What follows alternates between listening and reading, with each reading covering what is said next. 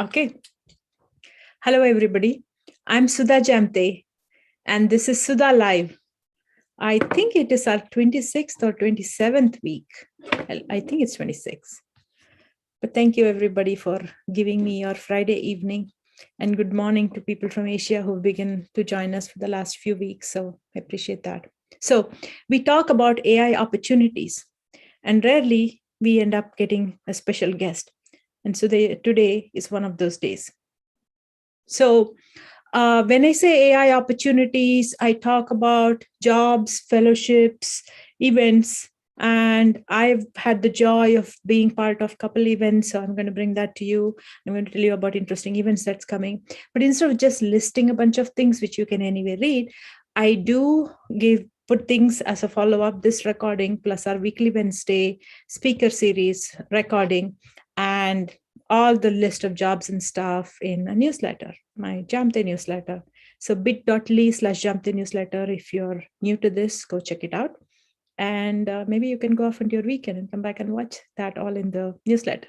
Or if you want to have a conversation with us, stay on, because I'm not just going to give you a list of stuff. I'm going to have a conversation about where I'm talking about AI opportunities so that you can find what's your role and get involved. So what I'm going to do today is I attended 2 events. I spoke in one called UX Strata, and which is about UX design. And I have a research area called AIX, which is about designing artificial intelligence. So I'm going to talk a little bit about that, and amazing speakers and stuff that happened there. So you're going to hear a little bit about that. The other exciting thing that happened this week is the 100 Brilliant Women in AI. The Women in AI Ethics group brings everybody. I think they are the most global group that I know out there. And every one of them is a mover and shaker. So they're not waiting for the world to do anything for them. And they're just changing it. And once a year, they do this 100 Brilliant Women conference, and they pick 100 brilliant women. I don't know how they're able to pick just 100 and then, leave the others out there, because I was so charged when I went to the conference online and started hearing from various different speakers. So I'm going to talk to you a little bit about that. And it's very open, transparent, in the true spirit of AI ethics. And I'd made 3 nominations, and I saw all 3 of them were given consideration in different form. So I'm going to talk a little bit about that. And then as a writer, one of the things I do is I'm always looking for a story in my life, in everything, in every interaction that comes my way. So when I'm talking about AI, and I taste autonomous vehicle, and I saw the Apple car a couple times today. But when talking about AI, I engaged with 3 AI, or they showed up in my life, I should say. So I'm not talking about search engine and autocorrect and the voice assistant that is here that I keep, talking about all the time. 3 different AI engagement, and all of them led to the same question for me. So hang in there. I'm going to tell you about it. But first, let's get started with our congratulations. And I have Susanna Raj, who's going to be joining us very soon. And she teaches inclusive AI at Business School of AI. So in the pretext of being the founder of Business School of AI and having, other classes, I get lucky to be part of Susanna's class. And Susanna has been awarded one of the rising stars in AI ethics in the 100 Brilliant Women in AI ethics. And other than that, there are so many other women, so I don't want to leave anybody behind. So the best way for me would be to show you the 100 Brilliant Women's list right away, so you can just see that instead of just looking at me here. Okay, so here is the list: 100 Brilliant Women in AI Ethics 2021. Congratulations, everybody. You might recognize people here that you follow. Otherwise, every one of them has amazing amount of work, and there is such diversity in what they do. Some of them are researchers, some of them are anthropologists, and some of them are psychologists. It's just brilliant. And the leader of this is Mia Dand. I saw her picture somewhere on the site, but she's one of those very amazing silent leaders, I would say. A leader who is so humble, so vulnerable, that she just moves the world. And you can see Sudha, that. Yes. you are showing the 2021 list. Yes. Yes. The 2022 was the one that was announced this year. Oh my God. Oh my God. Oh my God. Why am I showing the 2021 list? Yes. Thank you. So thank you so much. Being in, I will blame it on COVID and quarantine. Okay. Thank you for that, Susanna. Oh my God. Okay, let me find the 2022 list. It should be right there on there. So they had the 100 Brilliant Women conference. So they had the speakers list. That is what I'm seeing on top on their site. I'm trying to find the 2022 list. Why am I not seeing the 2022 list? I see a directory, Rising Stars, Hall of Fame. Can you find that for me, Susanna?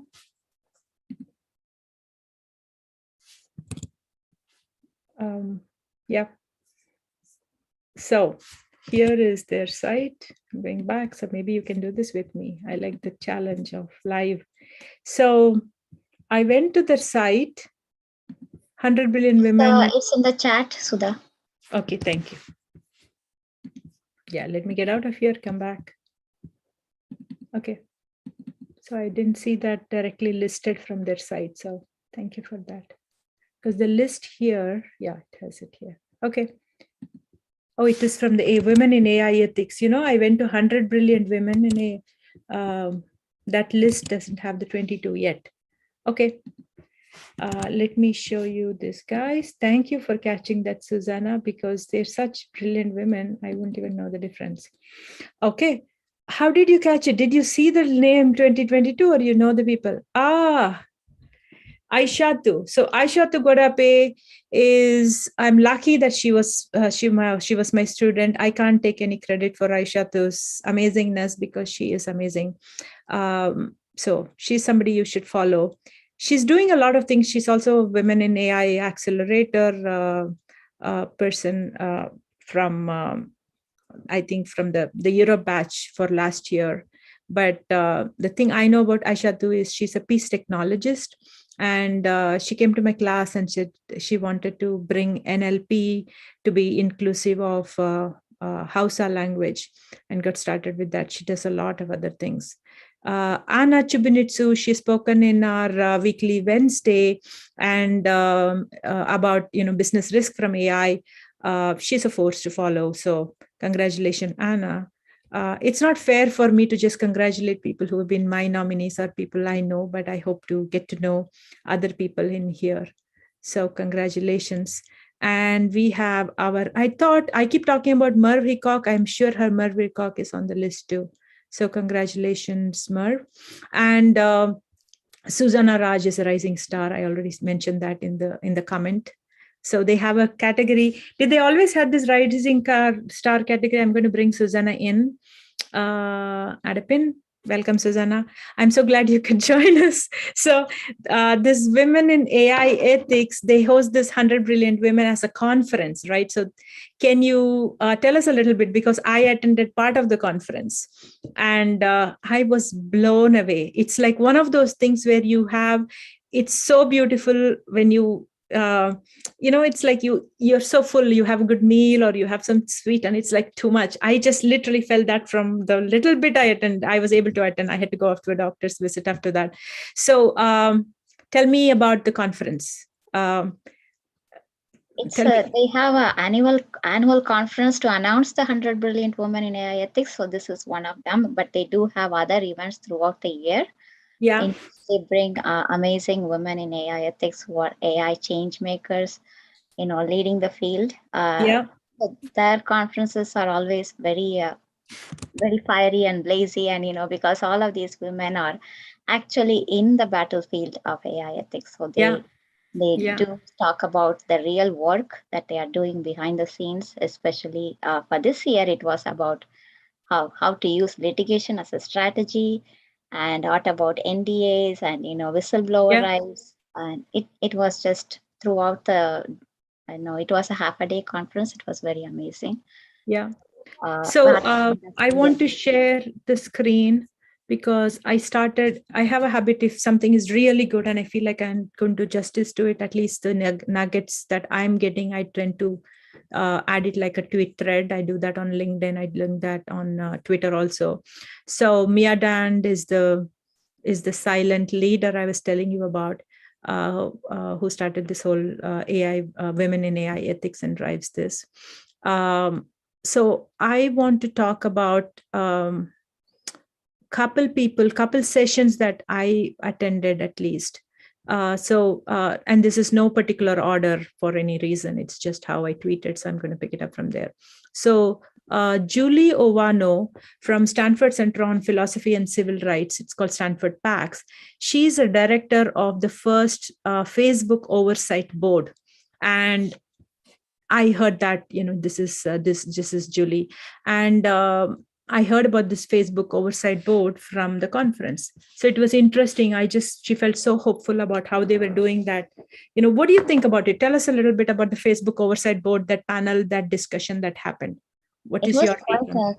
quite an interesting panel. I mean, I am very skeptical about internal oversight boards, but this one is an independent oversight board. So it is Facebook did fund it, but they put the funds in a trust fund and kept them. They have no control over how the money is being used, or no control over the board itself. So the board is very independent.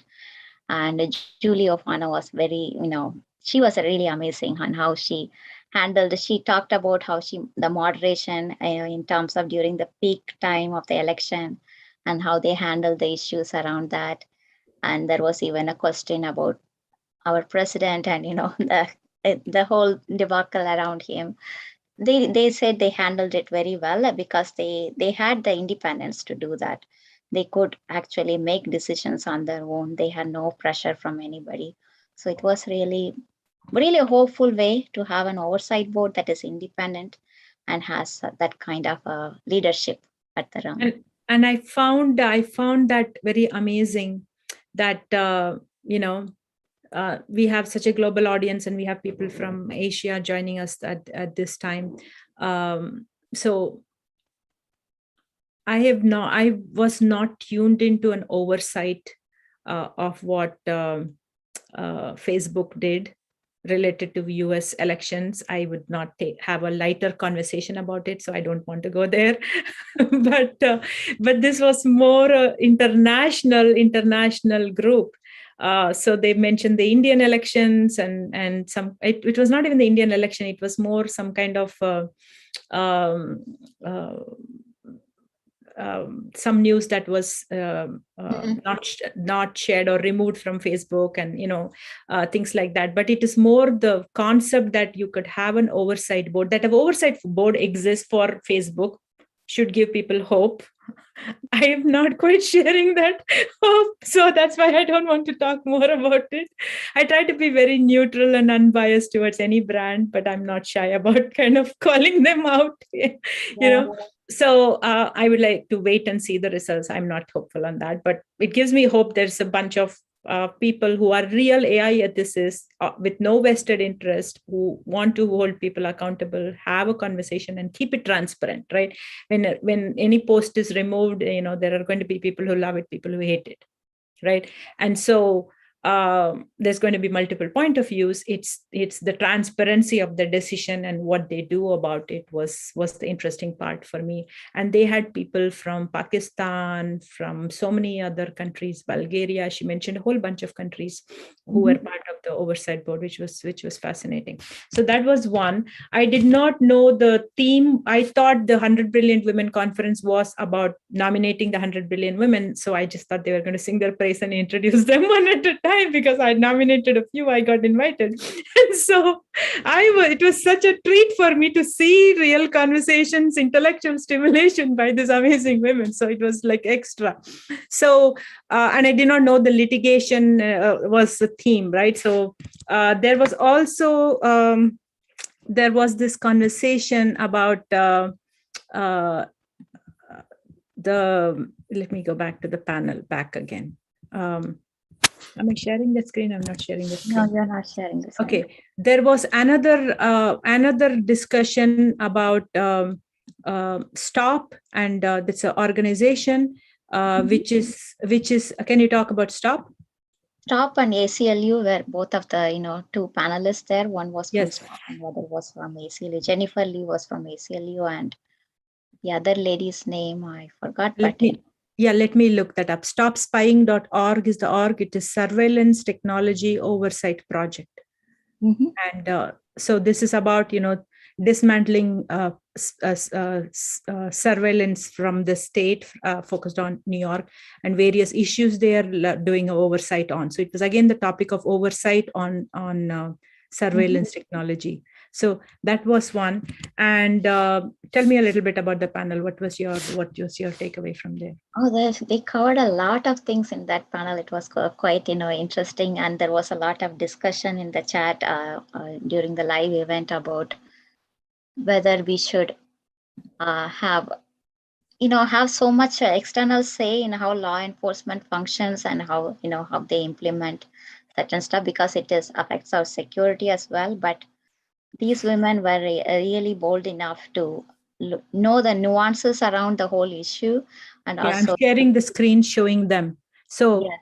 Eleni Manis was from STOP, and Jennifer Lee was from ACLU. Yes. Okay, continue on. Yeah, they talked about facial recognition, security cameras, security systems. There's a whole surveillance system, and how ACLU and STOP is working together to make sure that there is not such an overreach of the law enforcement into our lives, and the breach of privacy. And where does our rights, our personal rights, and the rights of protecting the public overlap? So it was quite an interesting discussion on that. So one thing that fascinated me in that discussion is Eleni Manis from STOP talked about how they collaborate. There are several organizations, and this is a huge topic. AI is pervasive everywhere, so we need a lot of people from every country, everywhere, right? But STOP collaborates with the local community organizations. And so one of their win was to get the New York police from getting rid of contact tracing data. So with COVID, people said, hey, we need contact tracing. So we know who is connected to who was with who when the whole COVID pandemic started.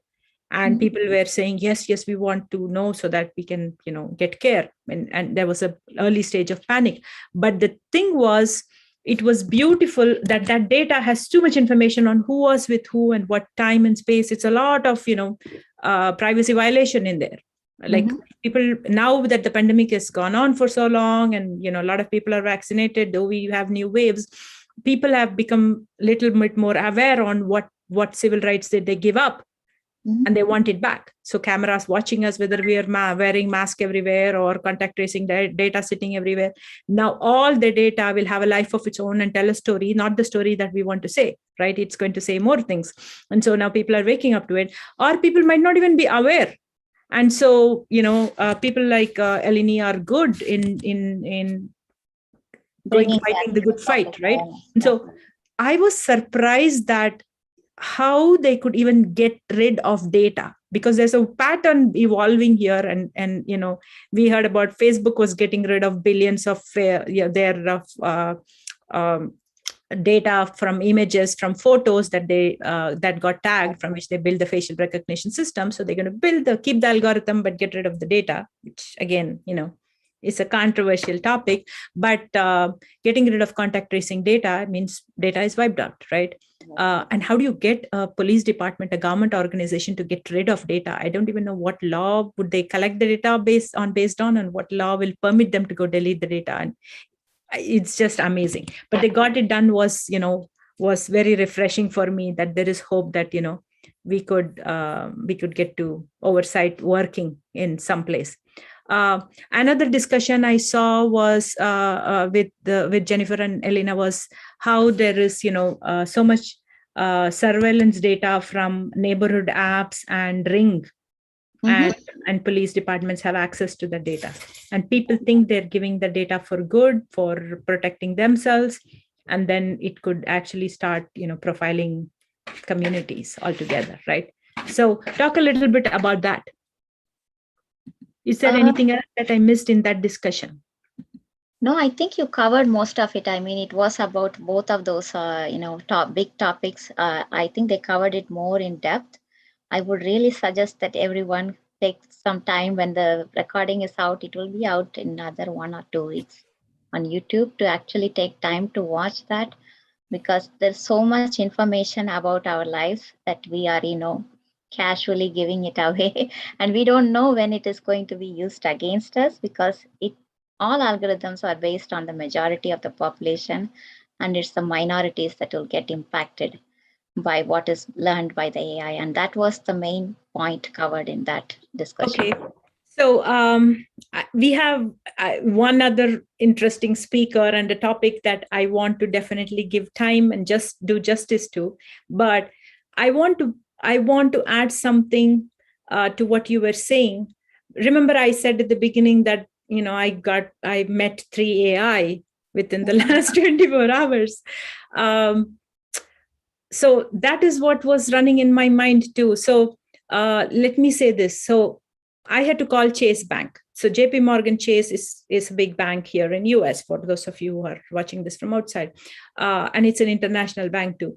So one of the things, as soon as I call Chase, we usually get an automated line which will say whatever, thank you for calling, and they'll say if you want press 1 for English or 2 for Espanol and things like that.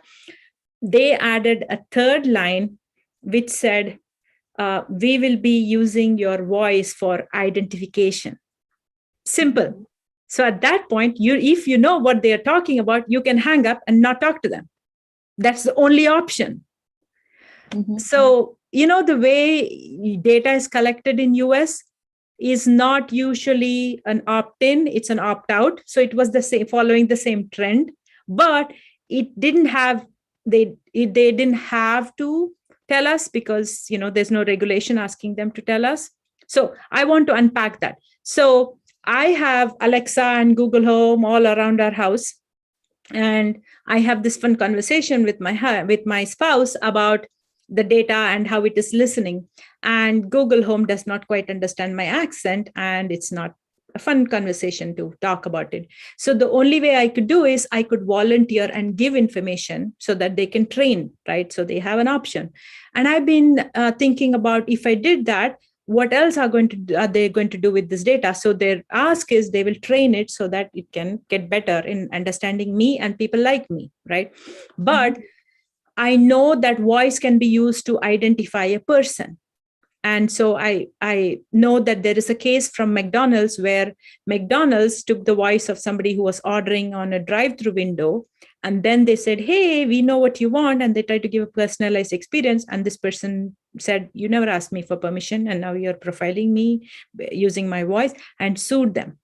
I don't know what happened to the case, because every time one of these cases happen is when the news hits, and when something else result happen, we usually don't see it. But I believe this message in automated system, and I don't know, these automated systems, are done by some common company. It doesn't belong to Chase Bank per se. So I'm thinking, if I call a couple other customer service lines, my telecom provider or somebody else, they might also have it baked in, because it's a business risk. So it's that somebody got sued, somebody else can get sued. So everybody else who's collecting this data without permission wants to, cover their bases. So coming back, what are they doing? When they say, I am going to use your data for identification, it means they are going to store my data, my voice, along with all other customer voice. And then they're actually, in this case, when they say for identity, they're going to map my voice to my name. And they're going to run some AI model which recognizes my voice. So next time when I call, or whenever they decide to roll this out, so whenever you call a bank or everything, they ask you to verify who you are with all kinds of social security and everything else. So next time they don't even have to tell me, they could just know it's me and be nice and continue talking to me. Or they could create a user experience of verifying me and saying, hey, I know from your voice that it is you. Welcome, Sudha Jamte. That's a UX experience of designing AI, which is a different conversation. But they're collecting my data, don't know what else they will do with the data, where they're storing the data, what else is going to be combined with. My fear is if I give my data, my voice to be IDing me, I might be walking in the street somewhere and then they would know it's me. So this point about how contact tracing and stop got rid of the surveillance data, right? It's the same thing, right? So now if somebody knows, Amazon knows, or somebody else knows, or one of the camera guys watching the street traffic light knows Sudha Jamte is crossing, now they're essentially tracking anybody, know their whereabouts, who was with who, where were they, and association of me walking into a shoe shop versus coffee shop or whatever, right? I'm still giving silly examples. I'm sure there are gory examples of what can be done with this. But the worst part is the civil rights violation that happens, that somebody can be monitored without their know-how. Mm-hmm. And what can be done with it is a totally different conversation. And so now we have another whole bunch of customer service lines that we call is going to do that. So that was one that I was feeding. See, I always say I make a joke about how I chase self-driving cars and we are the training data. And here we are training data all the time and the AI is interacting with us. The more and more it's pervasive. And common man is not educated about it. Common man is never going to be educated about it. That's the sad part of this whole thing. Because it seems complicated enough because, of explaining why. And when you say, okay, they're going to ID me, I get arguments about, okay, if you're not giving your voice to a device, but every time you're calling a phone line, your phone company could be doing that. Or, a lot of other people have access to your voice type of conversations, which is not unfair or incorrect, which is all true. So that was one. The other thing was, I went and got my eye checkup done, and they're using some ophthalmologist is using a digital device to take a picture of my retina and the optical nerve. And they showed me a very AI looking output and said, you are fine compared to the general population. Every number of what it should be is the way it is, and you're healthy. Unfortunately, it didn't make me happy because I just oh my God, they got pictures, but they're not saying this just from me, but they're saying it is fine compared for my age, which means they're comparing it with the world. And I said, are you comparing with everybody? They said, yes. I said, general population. And as a health condition, I always think back on my mom, my grandma, and, that's how we look at health and history in US at least. And so I was just thinking, so now they're going to compare me with somebody else's grandma and somebody else's profile to tell me I'm okay. And so I immediately felt like I'm not okay. So I asked them, okay, what's this general population? And they said, yes, it's a general population and it's mostly Caucasian. They didn't tell me it's Caucasian men. But so that's another of those inclusive, that the AI that they're using is brilliant, but the data they used is not as brilliant. It's biased and not inclusive.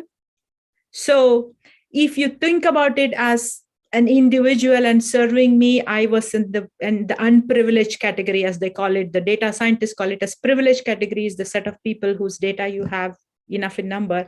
Unprivileged is anybody you don't have in number. I don't like the terminology, but that's what it is, right? And so you could say, okay, the majority are being served, the majority of population is going to get the general thing. Somebody could argue that way, right? So, but what is going to happen is, from a business perspective, forget Sudha Jamte and giving her anxiety about this, but the healthcare system will ignore me if my numbers are not as average as they thought. First of all, they're lying to me, not knowing they're lying to me. I could sue them if they end up finding something later, like the McDonald's guy. I may change the world. Or the other thing is, it's just a cost to the healthcare system. It's a burden on the healthcare system to not catch somebody soon enough. So I remember there was this report about recognizing Alzheimer's using AI.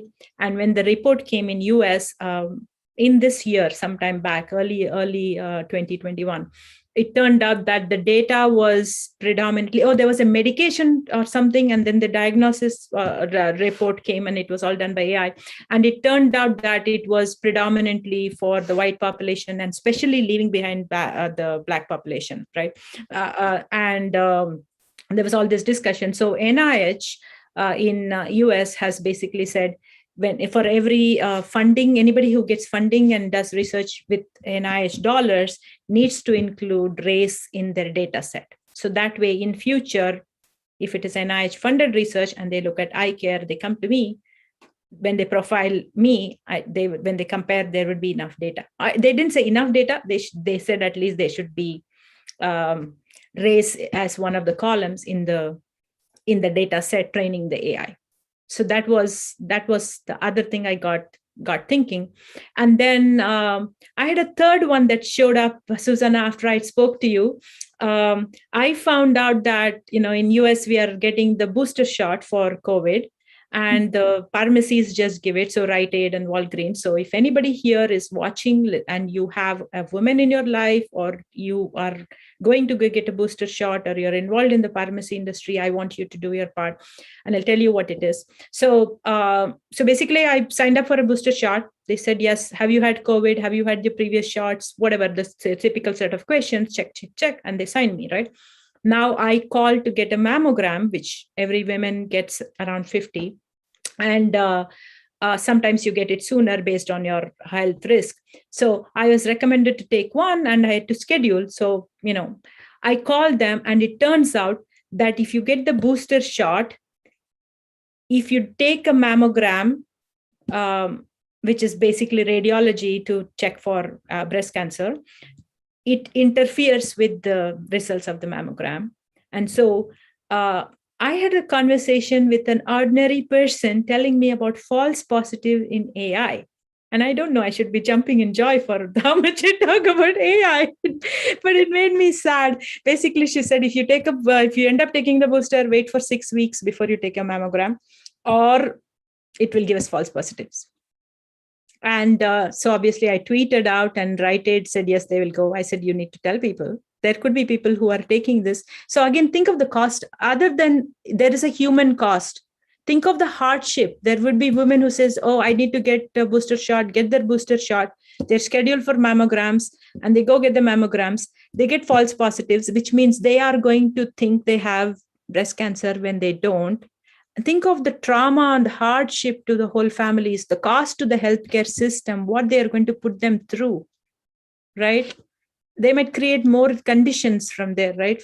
By making a false positive. So that is the other thing I wanted to, share, the 3 AI stories that I was telling you. It all comes back to the AIX design. So I was at the UX Strata conference where I spoke about AIX, which is my framework for designing AI. I've written this thing about AIX and a framework on genderizing, humanizing AI that's been out there in my AIX Designing Artificial Intelligence book. But recently I've added an extra layer to the framework saying, can we make AI to be ethical? Can it be transparent? Can we have UX designers take responsibility to come up with the design spec to keep AI ethical? And one of them is, when it has a false positive or false negative, who's going to say, okay, which population is going to be impacted by this false positive? What kind of experience do we give them? For example, when I talk to Alexa and Alexa doesn't understand my accent, say, Alexa actually understands my accent. She's just tries to bully me. But when Google Home doesn't understand my accent, not always, in some conditions, right? What happens is, sometimes it'll give me a wrong answer. Sometimes it'll just go boop, and it stops. I feel very gaslighted by that. I would like an option to communicate. So that was one of the discussions that came up in the UX Strata conference of how are we going to deal with this AI confusion matrix, and how do we communicate back to the AI. So when you say communicate back to the AI, it is going back into the universe of the AI developers and the people involved. So here I'm going to share that. I'm a big fan of Carol Smith. So let me share that screen. So this is the topic I was talking about, AIX framework for designing human-centric AI. And thank you so much for Paul, Brian, and his team. They put such an amazing conference. I was so humbled to be part of this. So again, I shared on LinkedIn, as you can see here. And I will be sharing these links back. So Carol Smith, this is Carol Smith. And Carol Smith got me thinking about AI ethics in designing in the design of artificial intelligence. And so when she spoke at the conference, one of the things she was talking about is the experience of allowing the user to communicate back. So if you feel a bias and you want to communicate back, today there is no trust that anybody's going to do anything. So if the AI doesn't understand my accent, if the AI has a false positive, it is left to the designers, the product managers, somebody on the back end to go catch all the false positive responses, false negative, which there are tools for analytics to do that in chatbots. I don't know whether that exists for every possible AI where you do that for voice assistants, others. At least the user interface doesn't exist today. So I feel gaslighted. And many users feel frustrated when they're, suppose you're entering a mall and it's checking whether you're wearing a mask and it lets you in. And if you're wearing glasses, Susanna, you're wearing glasses, it doesn't like it. You let your hair down, it doesn't like it. Typical AI doesn't like, non-standard conditions. That is not a profile of a Silicon Valley engineer out there. And so it would stop you. And if it stops you, what is the UX design? Should they say something to you? Should they give you a second chance? What is the right design experience when it is a false positive? Or they don't know whether it's a false. So in democracy, we treat anybody as innocent, right? By default, even if they are blamed for something, right? So AI should be doing that, right? AI doesn't do that. AI makes a judgment, and AI is wrong a lot. 100% of the time, AI is wrong to somebody out there, because that's the game, right? Because it does prediction. It's never 100%. Even if it is 99.99%, it is wrong sometime to somebody, to some segment of people on some situations, right? Mm-hmm. So that is what brings back. So I find that we need to have more conversations like we did at UX Strata with the UX designers. We need to have, every woman who is driving this, from the 100 billion women, all the women in AI ethics, and people like you who are rising star, who are getting people like me to go, think about AI ethics when we get very excited about the power of AI. So we need to have that conversation that AI ethics is not like a moral thing that we need to do the right thing. It is, if you can sleep well and not care about the moral thing, here's something for you. By not making it inclusive, it's going to come and bite you. You think it's not going to bite you today, but it will when they're identifying you by voice, and they're going to impact your civil rights. If you didn't care about it, they're going to give you a false positive if you get a mammogram. And if you're not a person who's going to get a mammogram, then it's going to affect you. With everybody has eyes. At least I've given you 3 things, and there's going to be 300 other situations where AI is so pervasive in our life. So that brings us to the first speaker from the 100 Brilliant Women Summit. Talk to us. I'm so excited, but I want you to do the talking because I can do justice to it. It was Timnit Gebru from, she's now starting her own independent research institute, but she was the keynote speaker. She has been speaking at this Women in AI Ethics event several times. I think this is her 3rd time or something. But okay, I don't mean to interrupt. I'm going to share a screen to show Pamela Gupta, who is a cyber security expert, shared this. Here is Timnit Gebru. Tell us what is Timnit Gebru doing now? She actually started her own AI research center. It's an independent AI research center. Okay. And the way research centers work, they are either academic or they are either corporate funded. Yeah. And the academic ones are like, go, get published every quarter, publishing is their lifeblood. And so they literally just think about only publishing without any consideration of whether, the data supports it, or, if they can go as long as, the data tells a different story, they don't wait for it. So it's a whole nother, industry that works on its own, and they might not have the power. They are interested in exposing a problem, right? There is so much research. Yes, it's a game of running to get more publishing done, but also they don't get to change the outcome, right? They get to expose it. So unless they collaborate with industry and industry buys into it, they can change it, right? Even with my AIX character development framework, I would love for the world to all change their AI to become ethical.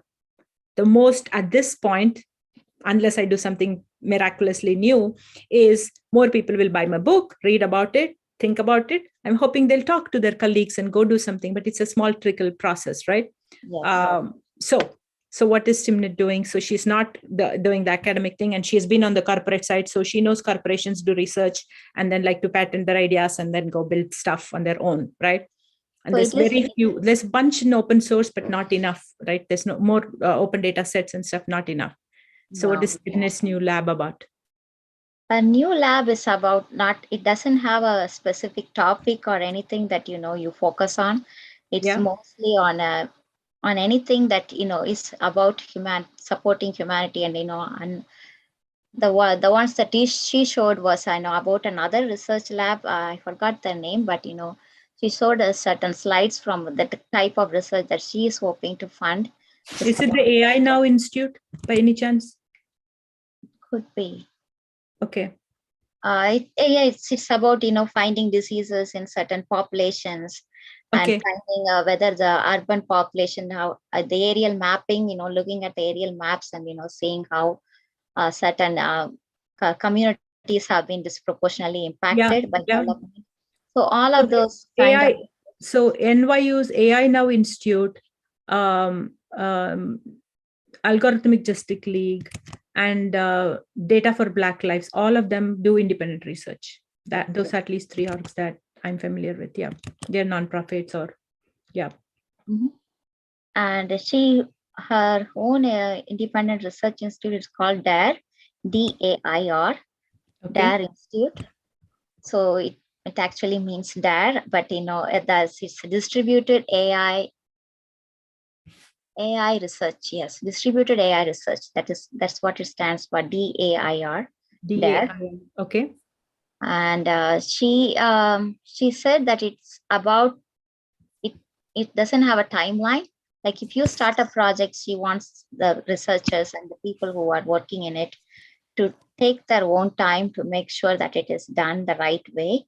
So there is no push to publish within a deadline, and there is no push to publish based on funding, or the funding person doesn't have any authority over them. So that's what she means by independence. So this is really amazing that we need more independent research centers. In my opinion, this should not be the first, but we need more and more of them. Something that's not corporately funded and does not have a corporate only to it, and a brushstroke to that. It's just, does it have an application? Does it have a product in goal as the end result? It is sometimes, there are very theoretical researches that the academic side does, but they are so theoretical that it doesn't. It's like whether ants move this way or that way. Sometimes they don't even have a meaning. The academic side goes too far on that side, and the corporate side goes too far on this side. So I love the fact that she started an independent research center that can hold the middle ground and also support. DAIR. Okay. Is there like a platform or website, or we have to wait? Yes, they already have a website. Okay. Let me find it. Yeah. because when I Google around, it's all news stories about it. I'm not finding her website directly. So I Okay. think I think we might have to go there. yeah. And maybe then we will get the details of that. That there, yeah. Yeah. So this is good. So if nothing, I hope people from our conversation found out they don't even have to wait for a new event or something, that there is AI in their life that is kind of showing whether it's including them or not. I dropped it in the chat. Okay, let me. Okay, Distributed AI Research Institute. That's okay. what I'm there's. going to share that, guys. Just a minute. Okay, DAIR, Distributed AI Research Institute. It's beautiful. For independent, community-rooted AI research, free from big tech's pervasive influence. Ooh, it's speaking volumes. Okay. And in the research, she's basically saying, developing AI for low resource settings, language technology serving marginalized communities, coordinated social media activity, very broad data related work. That's exciting for me. Robustness testing and documentation, not much covered. So that is fantastic. And we have IoT Slam coming up on December 10th, and our own Yashashwini Vishwanath, who hosts our weekly Wednesday, is actually going to be speaking about fairness. And this is actually talking to the data scientists about different metrics for fairness, because I've had data scientists who say, yeah, inclusive and all that is good, but it doesn't mean anything because we don't have the tools for it. What do we do, right? And so she's actually doing a tech talk showing various different fairness metrics and tools to actually check for fairness. Because I think, though it is said that tech doesn't include tech has bias, tech has agenda in terms of industry. There are many people having come from tech industry. I know the inside working of the tech industry. There are many people out there who mean well, they want to do the right thing, but they just don't have the access for it, so they don't know what they should be looking at. Okay, so that is one. I also wanted to share one more thing. One of the things I started doing recently from Business School of AI is we have professionals who are out there in industry, want to do more innovative things from their jobs, and then they come and take a course with me, either at Stanford or follow up at Business School of AI. And then they want to go do something. They can't always do that at work, or it might be, a research oriented topic. And so we started with couple students maybe at a time, and started publishing papers at the next coming conference. We didn't think of doing this as just independent research and putting it out there, but our method is we will put everything we do out in open source, because we are not affiliated with any company or brand. So this is something I did with Ananya Sen, one of my students. Let me see, which is the site. Where is the site? So one of our articles in the published peer-reviewed journal has showed up. It is called Path to Autonomous Driving. Thank you, Ananya. This is in the Journal of AI, Robotics, and Workplace Automation. So that is one that's coming. And then I've been working on a couple different research with two set of my students that's not yet public. And both of them are about driver management systems, which is about figuring out how AI is, whether it's inclusive inside the vehicle. And then recently I found out that Tesla has a camera inside the car, and my husband drives a Tesla. I qualify it because it's not my car, it's his car. He loves it. But I'm going to get the data to see what it is watching and what it is doing.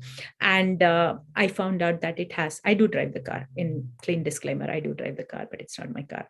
But there's an internal camera. And if the Tesla user has signed up for full self-driving feature, right? FSD, as they call full self-driving FSD feature, then you have to sign up to agree to be watched on how you're driving. And then they give you a rating on how they're driving. And if you have Tesla insurance, based on that, your premium will change, which we don't have. And so if you end up doing that, how do they actually track your driving? Obviously, they'll check whether you're pressing on the brake and all the other sensors in the vehicle. But Tesla has a patent on collecting information from the inside on impacting your environment inside the vehicle also. So with the recent upgrade to their OS, what they did is the cameras went alive. They started monitoring people inside the vehicle. And Susanna, you came from that world. As a young psychologist, you got pulled into tech to become an AI ethicist because you were trying to stop this. And that's happening for real.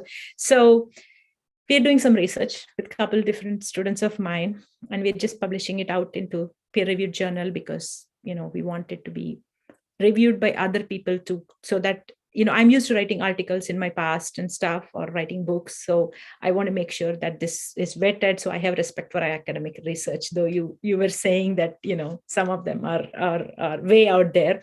But my hope is by doing it in a peer-reviewed journal, by publishing it in there, we will get more people to build on that, critique it, and get some things right.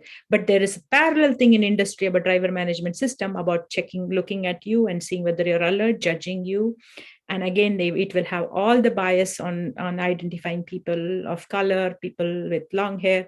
And in the funny thing, and I can say this on air because we got data on this, we looked at data, we looked at different APIs that identifies face as part of our research.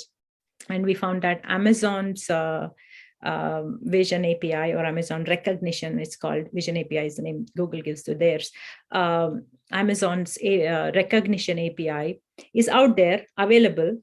It is banned by the US government for use by the police department because Dallas used it, and Algorithmic Justice League fought that this in Congress to show it was biased. So it's banned to be used in US by the government.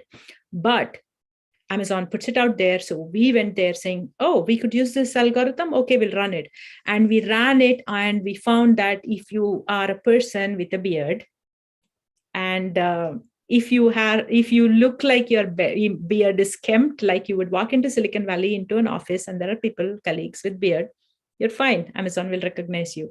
But if you're sitting at COVID and you're feeling like, oh my God, I'm still in the pandemic, and why do I have to go shave? And you grow your beard long, guys, there's a problem. Amazon doesn't recognize you. And now when you get into a car, you're going to not be treated as a person. And I leave it at that, because then I can give away too much of my research. But we're doing some fun things. So one of the things I'm looking for is there I have an obsession about autonomous vehicles, and I'm trying not to do trolley problem or something out there, but to bring this whole inclusive concept and this whole designing AI interface again to make it inclusive with AI with character. So I want to see if you're working on something in your world which is different from my world. Talk to me. I want to see whether we can do some new interesting models and test it out for inclusiveness. So at this time, I'm not building computer vision model to go let the car drive autonomously.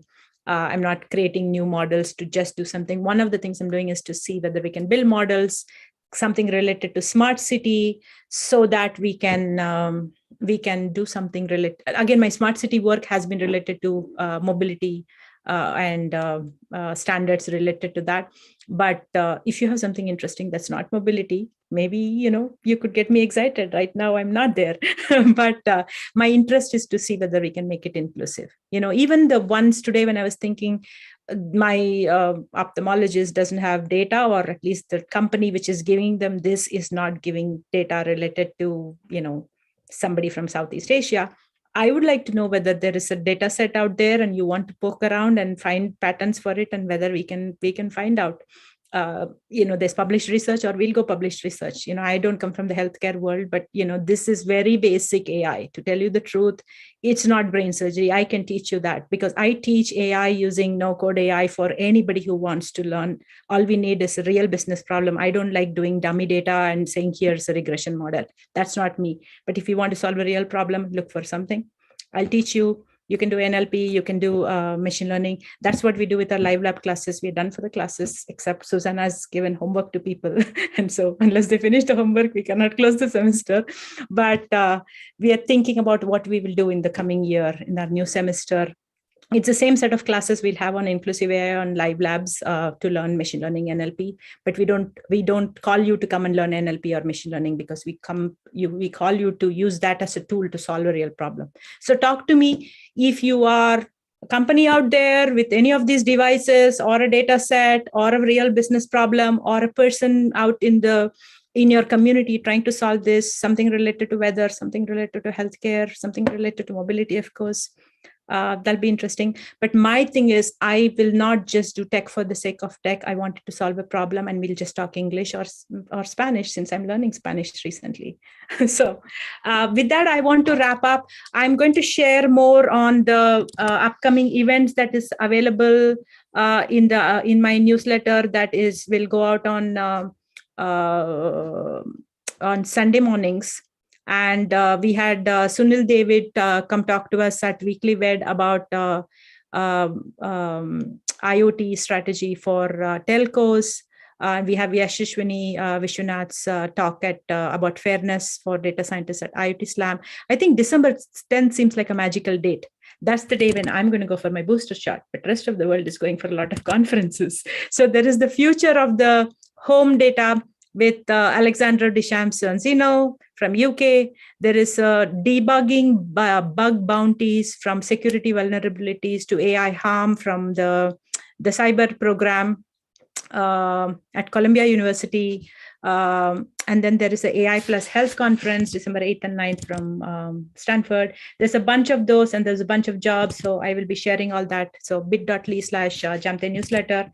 So hopefully, you're already there, or maybe you can come check it out and learn all the goodies. So with that, I want to wrap up. Thank you, everybody. Thank you, Susanna, for, bringing life to this conversation.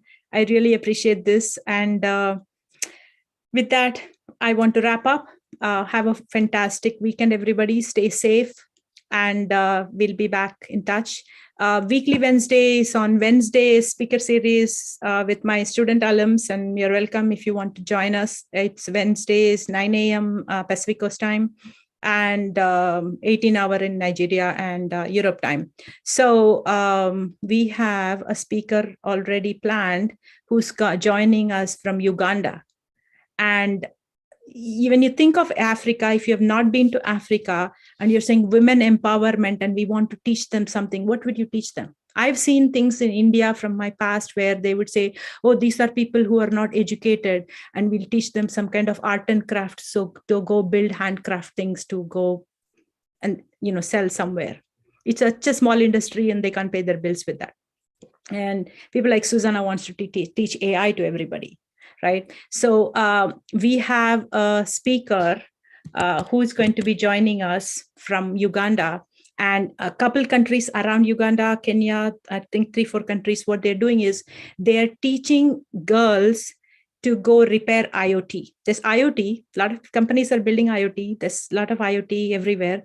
They're saying how to build IoT is an easy part, but we want you to become so good at it that you can repair IoT. And they have a group teaching girls to do that. And they are all, educated. They have a skill, and they're going to go do something with it. And this has been around for a while. So that's going to be our discussion. And this amazing speaker, and she's going to show all the different applications. Her name is Wine, Wine. And she'll be joining us as our speaker at Weekly Ved on Wednesday. So stop by. And if you go to Business School of AI, you can click on Weekly Ved. It's all free. You can sign up, and I won't spam you with anything else. You won't get any other. We are very big on GDPR and privacy, so you will not get any other email other than information about Weekly Ved. So come join us, or go tell your friends, or just stay away from everything. Just come to the newsletter and watch everything on demand later too. That's fine. So with that, I'm going to wrap up. Thank you, everybody. Thank you, Susanna, and congratulations again on being the rising star. We're cheering for you and all the brilliant 100 brilliant women. And so hopefully we'll be able to work with you and support your work, or do something amazing as you're going to make the world more inclusive. With that, I'm going to wrap up. I'm going to stop the live stream first. Thank you, everybody.